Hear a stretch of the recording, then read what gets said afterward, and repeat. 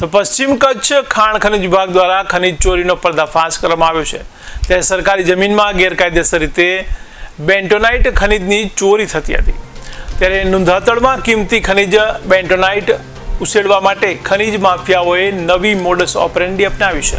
તો ગાંધીનગર સુધીના ઉચ્ચ અધિકારીઓની નામનો ગેરઉપયોગ કરી નુંધાતળ ગામે ખનિજ ચોરી કરાતી હતી। ત્યારે ગેરકાયદેસર ખનન અંગે ખનિજ વિભાગે માપણી સહિતની કામગીરી હાથ ધરી છે। ત્યારે ફરિયાદીને ખનિજ કર્મચારીઓની હાજરીમાં ખનિજ માફિયાઓએ ધાક ધમકી પણ આપી હતી। તો કાસમ હિંગોરાની ફરિયાદને આધારે થોડા સમય પહેલા જ ખીરસરા ગામે પણ કાર્યવાહી કરવામાં આવી હતી। તો ખનિજ ચોરી પ્રકરણમાં નિષ્પક્ષ કાર્યવાહી કરવાની ફરિયાદીએ માંગ કરી છે।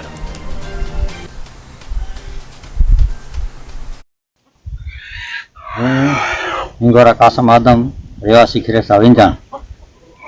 મેં 2 દિવસ પહેલાં ખાણ ખનિજ વિભાગને જાણ કરી હતી। જે પ્રકરણ આ નુંધાતળ વિસ્તારમાં હાલે છે 187નું, એનો તપાસ થવી જોઈએ।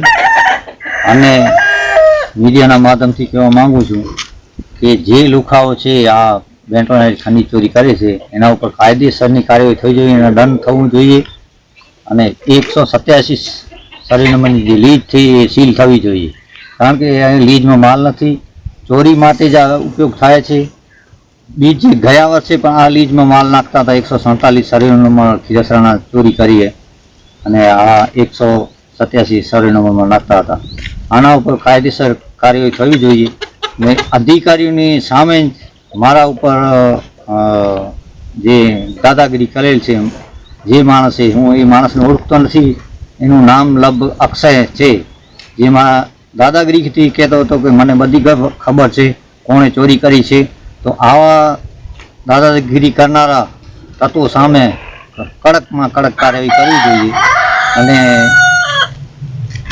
આનો તટસ્થ તપાસ કરી અને પરિણામ લાવવું જોઈએ, જેથી કરી અને ખનિજ માફિયાઓને ખબર પડે કે ચોરી શું છે, કરવી શું છે અને ગરીબ માણસો પર જુલમ કરે છે। જે હું માલધારી પણ છું, આના ત્રાસથી અમે સીમાડામાં રહી શકતા નથી, માલ ઢોર ઢાંખરને ચારી શકતા નથી, રાતના કોઈ પણ અમે અવર જવર કરી શકતા નથી, રાતના બધી જગ્યાએ રસ્તા બંધ કરી નાખે છે।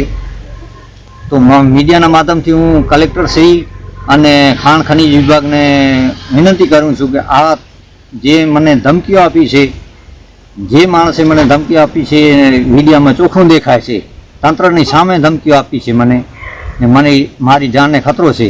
એટલે આ માણસ ઉપર કાર્યવાહી થવી જોઈએ, કાયદાકીય કાર્યવાહી થવી જોઈએ।